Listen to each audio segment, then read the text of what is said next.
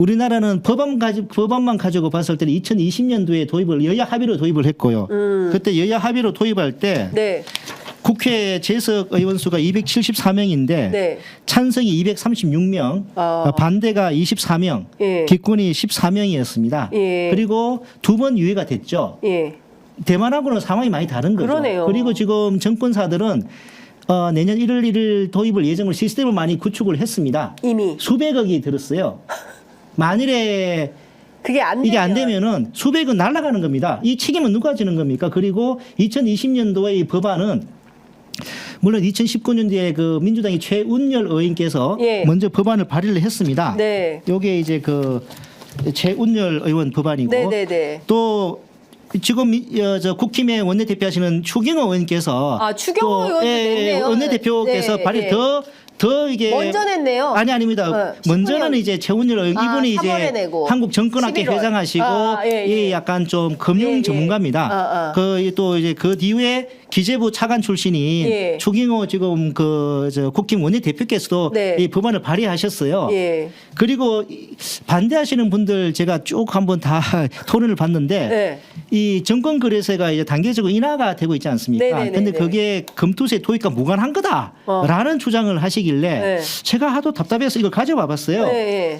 이 그 추경호 추경호. 법안 요 보시면은 네.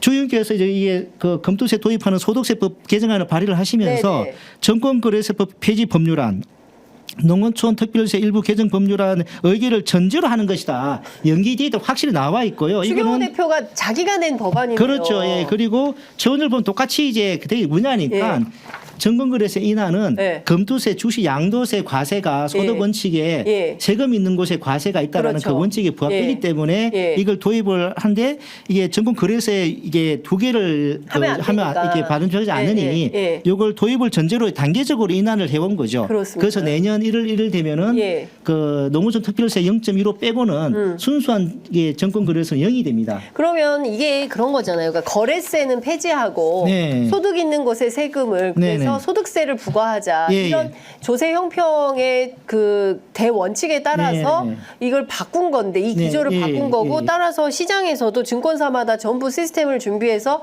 수백억을 들여서 구축했는데 네, 네, 네. 야 이것도 유예야. 네, 네. 언제 할지 몰라. 예, 예. 이게 과연 맞는 거냐. 그렇죠. 그리고 이거 폐지해. 예. 이게 맞는 거예요. 그럼 다시 거래세를 부활해야 자, 되는 그러면 거잖아요. 제가 이제 국힘에 묻고 싶어요. 예. 이게 금투세 폐지가 유예하면은 네. 이 금투세 도입을 전제로 정권거래세 인하해서 세수가 많이 이게 줄어들었는데 폐지하면 정권거래세를 갖다가 다시 원상 복구를 한다든지 네네. 세수에 대한 고민을 하는 것이 그게 여당 아닙니까? 정부 아닙니까? 이 뭐 하자는 겁니까 진짜 이거? 너무 좀 화가 나요. 아니 저 추경호 원내대표께서도 정치인이 이 생각이 바뀔 수는 있다고 봅니다. 네, 바뀔 수도 근데 있죠. 바뀌면 왜 바뀌었는지 그 설명을 이유를 해요. 설명을 해야 되잖아요. 그냥 그렇죠. 생각이 달라졌다. 이게 너무 무책임한 거 아닙니까? 이게 국정을 책임지고 있는 이 정부 여당의 원내대표를 할 수 있는 말입니까? 너무 화가 나요. 그러니까요. 댓글에 아유 차기근 의원님 설명 너무 잘해주시네요. 그리고 이게 이게 어려운 일을 얘기. 이 저 두꺼운 게 저기 추경 2020년도에 예. 그 이 금투세 내용이 포함된 이 소득세법 개정안 예, 예. 통과될 때 예. 그 국회 이제 기재위 전문위원이 그 네. 검토 보고서를 쓰지 않습니까? 예. 그 중에서 예. 금투세 부분만 이 정도입니다. 세상에 이렇게 두꺼워요. 이게 좀 두껍니다. 예, 이게 지금 제가 이게 보기에 뭔가 100페이지 정도. 그러네요. 그만큼 예. 이 금투세에 대한 부분은 제가 여러 가지 자료를 가지고 왔는데 2013년도 네. MB 정부 때부터도 금융투자소득 과세제도 도입에 관한 연구를 했고요. 네. 이게 예전 이렇게 오래된 이게 진영 논리가 아니라는 거죠. 근데 지금 엉뚱하게 마치- 정치 진영 논리로 번졌는데 예. 우리 사회가 저는 좀 차분하게 이 금투세 장단점 네. 그리고 손익통산이 되는 이게 있음으로써 네. 위험 투자를 갖다가 위험 투자를 좀 더 이렇게 적극적으로 할 수 있는 네. 그런 장점이 있다는 거거든요. 미국이나 일본이나 왜 그 자본소득세 이 금투세를 도입했는지 그 배경을 맥락이 있지 보면은 않습니까? 예. 이 손익통산이 네. 이루어질 수 있기 때문에 위험 투자를 회피하지 않는다는 거죠. 그렇죠. 포트폴리오를 짜는 거죠. 네. 지금은 A 펀드, B 펀드, A 펀드 2천만 원 이득 나고 네. B 펀드 5천만 원 손해 났어요. 예. 이 손해가 제 입장에서는 이게 네. 상품별 지금 과세고 네. 과세기 때문에 5천만 원 손해 전체 제 입장에서 마이너스 3천이잖아요. 그렇죠. 근데 2천만 원 과세를 해요. 대주주 이게 지금도 여전히 네. 대주주 같은 경우는 양도소 과세를 하거든요. 네네. 근데 이 금투세는 인적 그 과세예요. 네. 제 입장에서 다 손실을 통산해 주는 거죠. 손익을.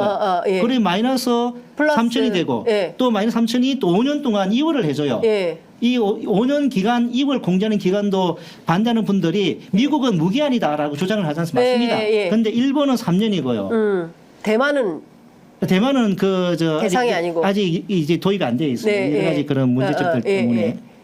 그리고 미국은 예. 손실 이월할 때 예. 한도가 부부 예. 합산 3,000달러예요. 3,000불. 예. 우리나라 뭐 이게 대략 한 300만 원 뭐 쉽게 실천할 수 있는데 우리는 5천만 원이지 않습니까? 엄청 높은 그러면 거잖아요. 2월 공제 기간을 이제 논의할 때는 예. 우리 기본 공제 금액 얼마 정도 같이 이제 봐가지고 예. 그 고민 이제 접근을 해야 되는 거죠. 그런데 이 반대하시는 분들 이야기를 들어보면은 미국의 2월 공제 상한이 3,000달러라는 부분은 이야기를 안 해요. 그냥 무기한이야. 네, 우리도 그것만. 무기한 해줘야 돼. 이것만 강조하시는 게 저는 좀 아쉽습니다. 예. 그러니까 지금 사실 취재 편의점 같은 매체가 필요한 겁니다. 왜냐하면 이런 내용을 차규근 의원님이 상세하게 설명을 해주시고 국민들이 판단을 할 수 있어야 돼요. 그러니까 초기에 금투세 폐지와 관련해서도 이제 이재명 대표가 유예안을 발표했을 때 개미 투자자들의 이익에 따라서 이걸로 유예해야 된다 막 이러다가 여러 가지 토론을 거치면서 더 이상 유예는 안 되고 다만 이 5천만 원에서 1억 정도로 그 금액을 상한하는 부분에 대해서는 논의가 필요하다라는 식으로 이제 집단지성이 모아지고 있는 이런 근데 그 상황인데 1억 상향은 저는 네, 그건 어떻게 저는 조금 이제 문제라고 보세요. 좀 더 신중한 검토가 필요하다고 생각합니다. 왜냐하니까 네. 2019년도에 원래 정부 내부에서 검토할 때는 네. 250만 원이었습니다. 어쩌면은 제 추측컨대는 아까 미국의 네. 2월 공제 상한이 3,000달러지 않습니까? 아마 비슷하게 맞추지 않았을까 싶은데 네네.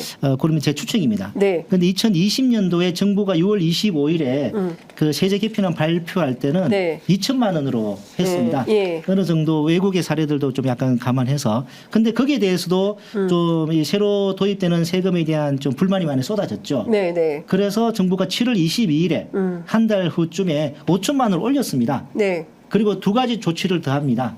정권거래세 인하 시기를 1년 땡겨요. 그리고 금투세 도입 시기는 1년 늦췄습니다. 예. 그리고 펀드 같은 경우도 2020년 6월 25일에는 그 기본 공제 금액이 없었어요. 그래요. 그런데 이것도 좀 막 비판이 제기되니까 예. 7월 22일에 발표했던 250만 원을 인정을 해줬습니다. 그러니까 이런 여러 가지들이 예. 정부도 예. 그 어떤 개미 투자자들 주식시장에 미치는 여파를 정말 많은 고민을 하면서 이렇게 진행을 해왔던 거거든요. 예. 그렇기 때문에 7월 22일 그 직후에 언론 기사가 예. 제목이 뭐냐? 예. 동학개미가 이겼다라는 것입니다. 동학개미가 이겼다. 예. 지금은 과거의 그 기억은 모두 다 잊어버리시고 어떻게든 이 새로 도입되는 세제에 대한 어떤 네. 불만을 가지신 분들이 여전히 목소리를 좀 크게 높이고 있는 네, 지금 네. 같은데 좀 한번 저희가 지금까지 도입돼 이 지금까지 경과를 한번 차분하게 국회에서 그래서는 그러니까. 기지위가 있지 않습니까? 예, 예. 거기서 찬성하시는 분, 뭐 반대하시는 분, 전문가들 토론하면서, 불러가지고 예. 거기서 한번 뭐 생중계로 한번 토론을 했으면 좋겠습니다. 예. 그러니까 지금 이재명 대표하고 한동훈 대표만 생중계하는 게 아니라 오늘 아까 조국혁신당도 있습니다. 예. 네, 조국혁신당도 예, 있습니다. 예, 예, 빼지 마십시오. 네, 그리고 아까 속보 나오는 거 보니까 한동훈 대표가 당대표 회담 공개가 전제 조건은 아니다. 빠른 시일 안에 하자.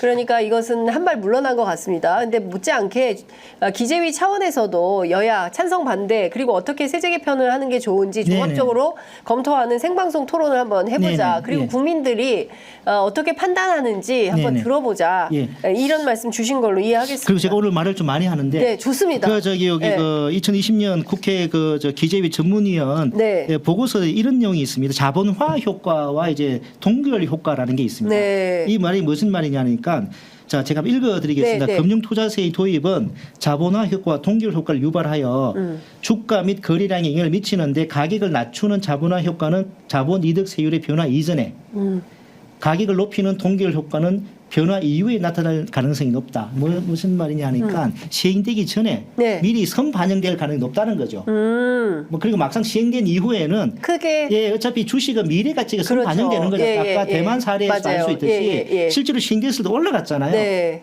그러니까 그런 똑같은 예, 예, 거기 그런 좀 이런 때문에 부분을 냉정하게 한번 우리가 판단해 볼 필요가 예, 예, 있겠다라는 예, 말씀 예, 주셨습니다. 예, 예. 아유, 지금 53분이라서 또 여쭤볼 게 있는데요. 한국은행이 기준금리를 기존 3.5%로 역대 최장 기간인 1년 7개월간 이제 유지를 좀 하고 있는 상황입니다. 네네,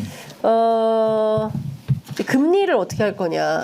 네네. 예. 이 지금 동결한 것에 대해서 중요한 것은 대통령실이 네네. 아쉬움이 있다. 예, 예. 이 반대한다는 입장을 그래서 뭐 우회적으로 언론 보도에는 뭐 열석 그 발언권까지 행사할 수도 있다 그런 보도까지 나오는 상당히 저는 부적절한 예. 예, 그런 한국은의 독립성을 해치는 예, 중앙은행 독립성 해쳤다라는 비판이 많이 나오고 있죠. 예, 그렇습니다. 그리고 그 한국은행 총재 말씀은 정부가 이 가계 대출이나 이런 정책이 실패했다라는 것을 네. 완곡하게 예. 그렇게 인정한 것이 아닌가 그렇게 생각을 합니다.